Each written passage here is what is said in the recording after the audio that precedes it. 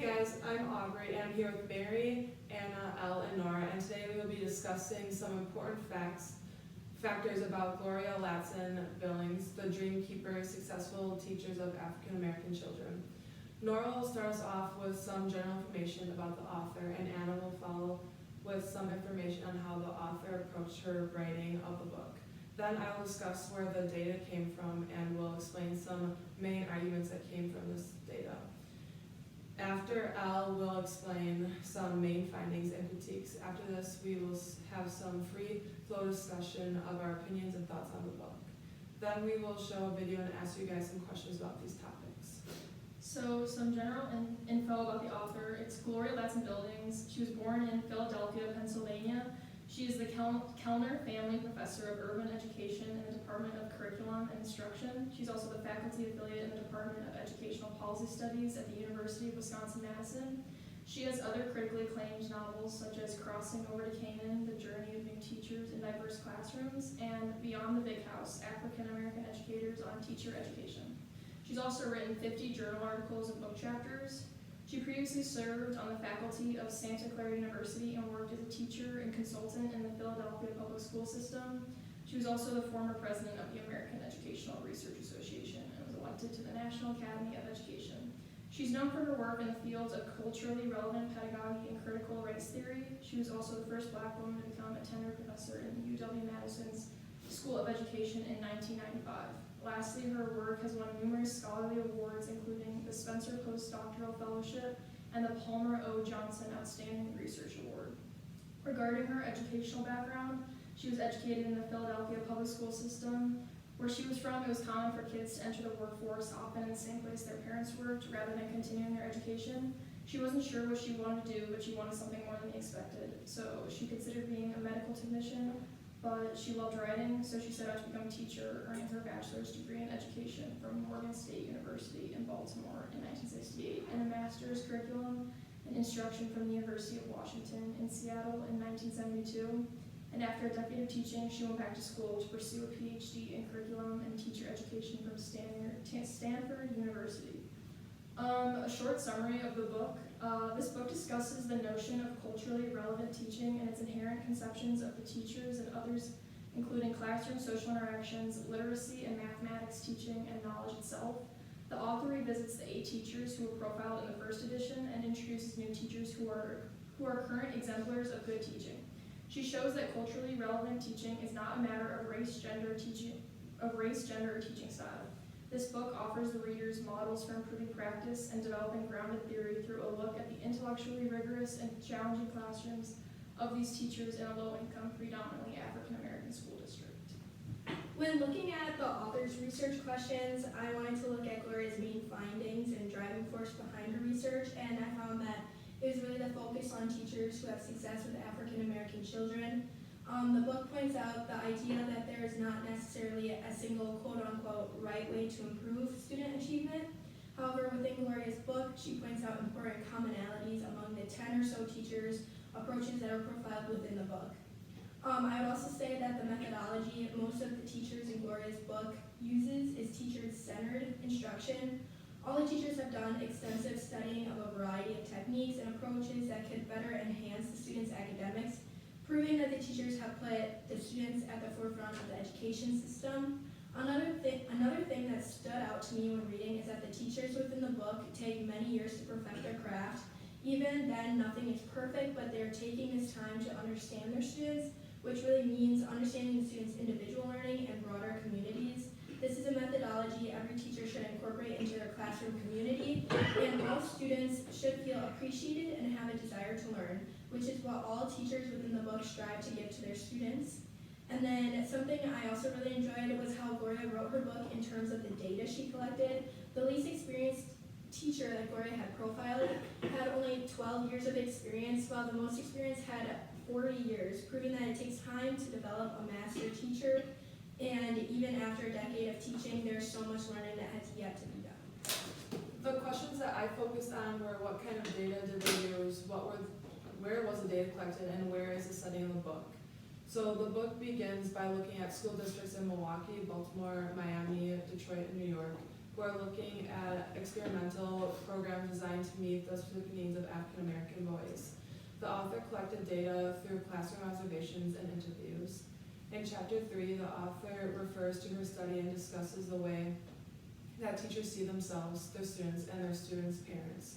What Ladson Billings found is that in her study, all teachers exhibited high self-esteem and really wanted to be in their present schools, and in many cases had turned down positions in more affluent schools. More importantly, each teacher differs in their personal style and methods, but they all share an approach to teaching that affirms and strengthens cultural identity and improves the educational outcomes for African American children across the country. So the thesis of this book, or what I took it to be, was that as teachers, we are supposed to be firm believers in the success of all students, not just some students, and especially not based on race. I chose this wording for the thesis because although the main parts of the book are about how to use different strategies in the different classrooms, I believe the main point that the author is trying to get across is that through these methods and anecdotes that she provides, we need to be believers for the future and the success of these children no matter where they come from. And the main argument that the author makes is that often teachers give up trying to teach students and let them kind of just mess around if their teaching style doesn't work for those types of students. She argues that if we understand the content and culture from where the kids are coming from, we can form a curriculum around the interests of the children to help them understand the material better.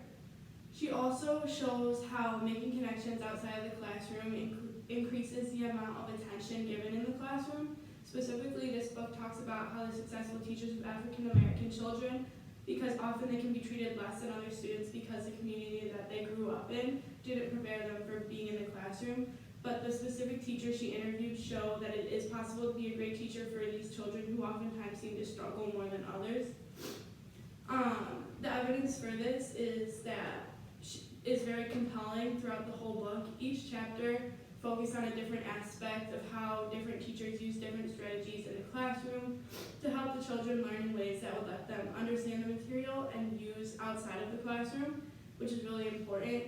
And in each of these chapters, she explains different scenarios of how the teachers showed care for the children. One of the teachers invited different groups of kids to eat lunch with her throughout the year and got to know them a lot better through that, while they also got to interact with other classmates and got to know her as well.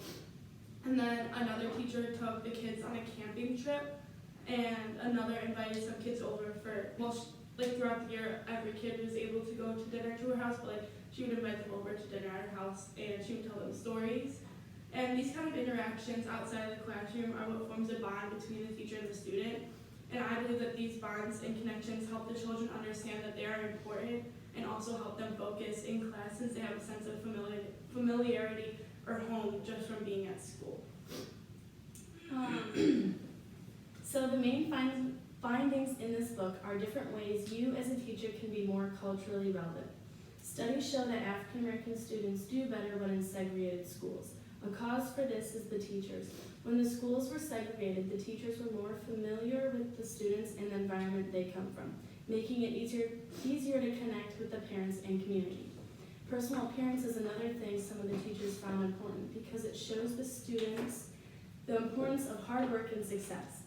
Giving some relevant information to a topic by integrating Black history and current events helped keep the attention of many students.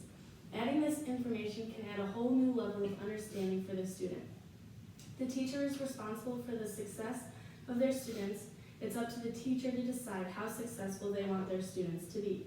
Using these tips on how to be a better, culturally relevant teacher helps to improve the success of African American students and can be used for the success of all students. So after reading this book, I can make a few critiques about the Dreamkeeper.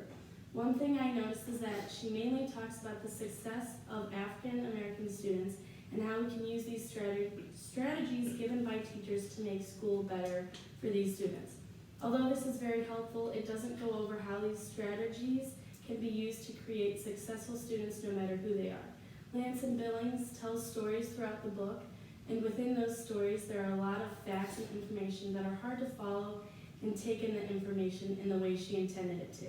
By making it easier to follow, the reader can better grasp the idea she is trying to get across. Okay, so now that you know a lot, I'd say, about like the book and in general, we're gonna kind of talk about and like sway the discussion, kind of a free flowing, like what our opinions are on the book. So I'll start with mine. So when I was reading the book, like I was like, oh, it's just gonna be another like book for like a class that I have to read. But I actually liked reading this book. I thought it was super like the little stories. They were in italics, mostly the ones that I like were in italics, and they were just like little stories from like. It was very interesting because they were all different, and it made me like engaged and understand what the author was trying to get across, which I really liked about it. And I think that this author, like, she understands, like you said, the critiques you were talking about, how like it should be for all students, which I agree. I think like her main thing is like specifying African American education, which is great, but I do think that even though it's specified to that, I think it can be applied, like all of these tactics can be applied to like any classroom, which I think is like super special about a book when it's just directed at one thing, but you can take it to like a larger scale. I would also have to agree with Mary on all the points she made. I thought the stories were really interesting to read, and it helped break up all the dense material in the book because I feel like the stories were great, but also the information provided a lot to learn from. So I really enjoyed that, and I liked how she like formatted her book overall. I'm gonna agree with both of them. I really like all like the different stories because I feel like it kind of gave me like a better understanding of what she was trying to say, and I can put that to like different experiences and use it in different ways. Yeah.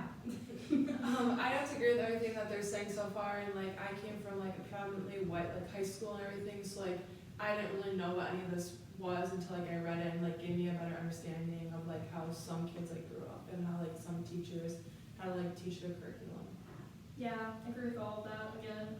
And then I just would say like my favorite thing was like, again, like the experiences parts that like the stories or like the stats are good for like proving her points, but like I feel like the experiences like hit like the moral values of readers, so it like makes it like a stronger argument, if that makes sense.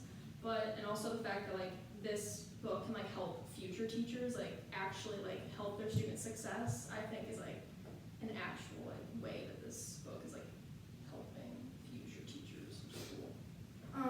Yeah, I think that going on like what Aubrey said about like how she grew up in a like predominantly white like high school, like I did too, and I never like none of my like all of my teachers were white.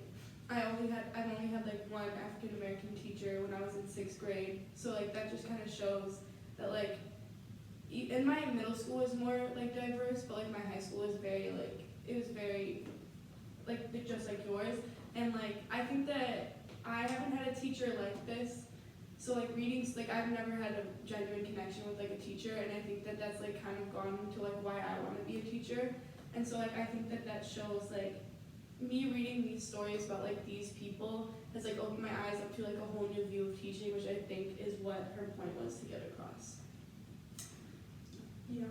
All right, so at this point we're gonna move on to like an interactive discussion, so we hope you liked our thoughts on the Dreamkeepers by Gloria, Ladson, Billings.